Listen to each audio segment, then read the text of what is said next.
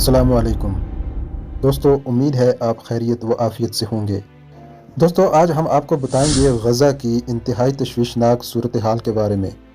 غزہ میں اب تک کتنے فلسطینی شہید ہوئے اور اقوام متحدہ کے مطابق شمالی غزہ میں کتنے افراد پھنسے ہوئے ہیں، اور اس کے علاوہ بھی بہت ساری معلومات غزہ کے بارے میں آج ہم آپ کو اس ویڈیو میں دکھانے والے ہیں۔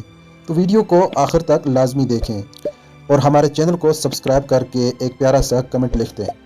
دوستو، غزہ کی تاریخ اور موجودہ صورتحال ایک طویل اور پیچیدہ کہانی ہے جس میں کئی دہائیوں پر محیط تنازعات، انسانی المیے اور سیاسی کشیدگیاں شامل ہیں۔ غزہ کی تاریخ، حالیہ جنگ، جانی و مالی نقصانات، شہروں کی حالت اور موجودہ صورتحال آج ہم آپ کو بتانے جا رہے ہیں۔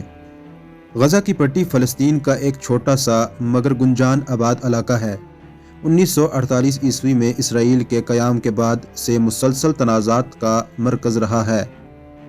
2007 میں حماس کے اقتدار سنبھالنے کے بعد اسرائیل اور مصر نے غزہ پر سخت محاصرہ عائد کر دیا، جس سے علاقہ معاشی، طبی اور انسانی بحرانوں کا شکار ہو گیا۔ 7 اکتوبر 2023 کو حماس نے اسرائیل پر ایک بڑا حملہ کیا جس میں تقریباً 1200 افراد ہلاک اور 250 یرغمال بنائے گئے۔ اس کے ردعمل میں اسرائیل نے غزہ پر شدید فضائی اور زمینی حملے شروع کیے جو اب تک جاری ہیں۔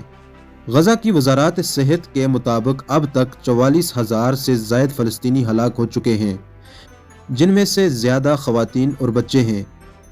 تقریباً 1,04,000 افراد زخمی ہوئے ہیں، جن میں سے 22,500 کو شدید اور مستقل نوعیت کی چوٹیں آئی ہیں، جیسے کہ اعضاء کی کٹائی، ریڑھ کی ہڈی کی چوٹیں اور دماغی زخم۔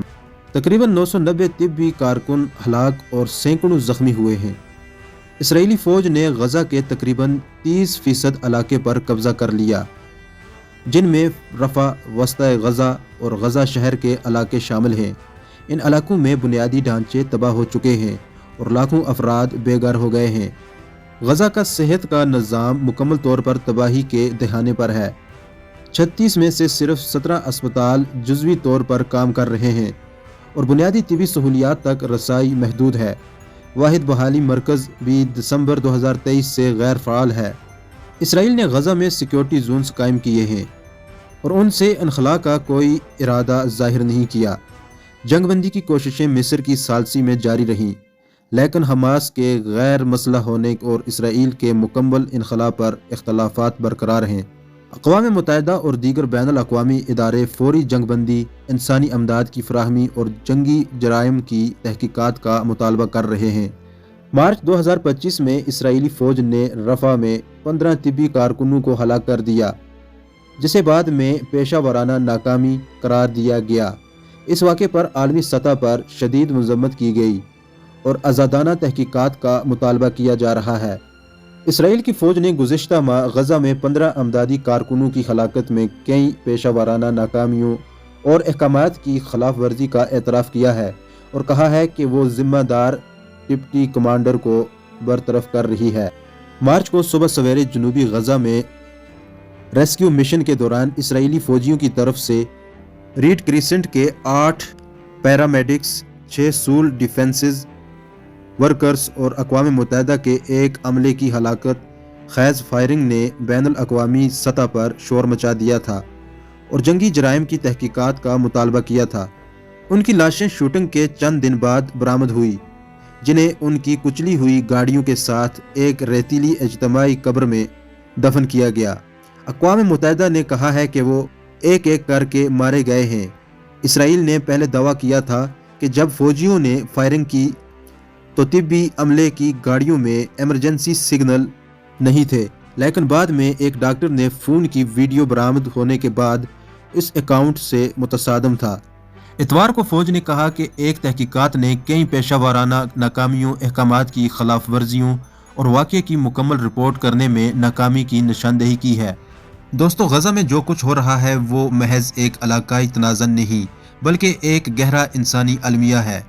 لاکھوں بے گناہ مرد، عورتیں اور بچے پانی، خوراک، بجلی، طبی سہولیات اور رہائش جیسی بنیادی ضروریات سے محروم ہیں۔ اقوام متحدہ، انسانی حقوق کی تنظیمیں اور دنیا بھر کے انسان دوست ادارے مسلسل اپیل کر رہے ہیں کہ فوری جنگ بندی کی جائے تاکہ مزید انسانی جانیں ضائع نہ ہوں۔ انسانی امداد کے قافلوں کو بلا رکاوٹ داخل ہونے دیا جائے، طبی سہولیات اور اسپتالوں کو تحفظ فراہم کیا جائے، بچوں، خواتین اور معذور افراد کو ترجیحی بنیاد پر ریلیف دیا جائے، اور سب سے بڑھ کر انصاف اور احتساب کو یقینی بنایا جائے تاکہ جنگی جرائم کا سدباب ہو سکے۔ غزہ کا سب سے بڑا اور مرکزی شہر، جہاں تاریخی مسجدیں، بازار اور تعلیمی ادارے موجود تھے، جنگ سے پہلے یہاں حکومت، تعلیمی ادارے، اسپتال اور میڈیا مراکز واقع تھے۔ موجودہ حالت بمباری سے مکمل تباہی، رہائشی عمارتیں ملبے کا ڈھیر، ہزاروں افراد بے گھر اور بنیادی ڈھانچہ تباہ۔ خان یونس، جنوبی غزہ کا اہم شہر، زرعی زمینوں اور پناہ گزین کیمپوں کا مرکز۔ یہاں کئی اہم فیلڈ اسپتال اور رفاہی ادارے قائم تھے۔ اسرائیلی زمینی کارروائیوں کا شدید نشانہ، درجنوں اسکول و اسپتال متاثر، اجتماعی قبریں دریافت ہوئیں۔ رفح، مصر کی سرحد پر واقع امدادی سامان کی آمد کا واحد ذریعہ۔ رفح کراسنگ کے ذریعے انسانی امداد آتی ہے۔ اسرائیل کا ممکنہ زمینی حملہ جاری، لاکھوں مہاجرین یہاں پناہ لیے ہوئے، بہت زیادہ دباؤ کا شکار۔ دیر البلخ، غزہ کے وسط میں واقع چھوٹا مگر اہم شہر، کھجوروں کے باغات اور زراعت کا مرکز، بنیادی ڈھانچے کی شدید تباہی، شہری بڑی تعداد میں بے گھر، اسپتال اور اسکول بند۔ اقوام متحدہ نے بارہا جنگ بندی، انسانی امداد کی فراہمی اور شہریوں کے تحفظ کا مطالبہ کیا ہے۔ سلامتی کونسل میں امریکہ کی طرف سے اسرائیل کے حق میں ویٹو کی وجہ سے سخت اقدامات نہیں ہو سکتے۔ UNRWA جیسے ادارے اب بھی محدود وسائل میں امداد فراہم کرنے کی کوشش کر رہے ہیں، مگر اسرائیلی بمباری میں کئی دفاتر تباہ ہو چکے ہیں۔ کچھ ممالک نے صرف مذمتی بیانات دیے، جیسے سعودی عرب اور متحدہ عرب امارات، جبکہ ایران اور ترکی نے سخت موقف اپنایا۔ دنیا بھر میں مسلم عوام کی طرف سے بڑے پیمانے پر مظاہرے، چندہ مہمات اور اسرائیل کے خلاف بائیکاٹ کی مہمات شروع ہوئی۔ قطر نے ثالثی کی کوشش کی، ایران نے عسکری حمایت کا عندیہ دیا، ترکی نے سفارتی دباؤ بڑھایا، مگر مجموعی طور پر عسکری یا سیاسی اتحاد نہیں بن سکا۔ اسرائیل کا کھلم کھلا حمایتی، اربوں ڈالر کی فوجی امداد، جنگ بندی کی مخالفت، اقوام متحدہ میں ویٹو۔ کچھ ممالک جیسے فرانس اور اسپین نے جنگ بندی کا مطالبہ کیا، جبکہ جرمنی اور برطانیہ نے اسرائیل کے حق میں پوزیشن لی۔ مغرب میں طلبہ مظاہرے، میڈیا پر دباؤ اور حکومتوں پر تنقید میں اضافہ، خاص طور پر امریکہ اور کینیڈا میں۔ اسرائیل کو جنگی جرائم کا مرتکب قرار دیا، غزہ میں اسپتالوں، اسکولوں اور پناہ گزین کیمپوں پر حملوں کی رپورٹس جاری کی۔ جنگی جرائم کی بین الاقوامی تحقیقات، ICC میں مقدمات اور انسانی امداد کی راہ میں رکاوٹیں ختم کرنے پر زور۔ اسرائیل کی رسائی محدود، بعض تنظیموں پر الزامات اور مالی امداد بند کرنے کی کوششیں کی۔ دوستو، جب کسی قوم پر قیامت ٹوٹتی ہے تو دنیا کے ضمیر کا امتحان شروع ہوتا ہے۔ غزہ پر ہونے والی تباہی نے نہ صرف انسانیت کا خون بہایا، بلکہ عالمی انصاف کے دعوے داروں کو بے نقاب کر دیا۔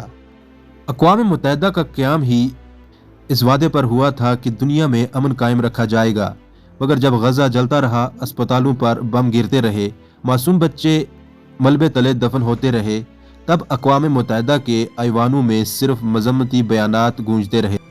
سلامتی کونسل میں قراردادیں آئیں، لیکن اکثر موقعوں پر امریکہ نے ویٹو کا ہتھیار چلا کر ان قراردادوں کو ناکام بنا دیا۔ اقوام متحدہ کے امدادی ادارے UNRWA نے بارہا خبردار کیا ہے کہ ہم قحط کے دہانے پر کھڑے ہیں، مگر دنیا کی آنکھوں پر بے حسی کی پٹی بندھی رہی۔ دوستو، یہ تھی آج کی ویڈیو۔ ایسی ویڈیو دیکھنے کے لیے ہمارے چینل کو سبسکرائب کریں اور کمنٹ کریں اور اس ویڈیو کو لائک کریں۔ ملتے ہیں ایک اور نئی ویڈیو کے ساتھ، تب تک کے لیے مجھے دیں اجازت۔ اللہ حافظ۔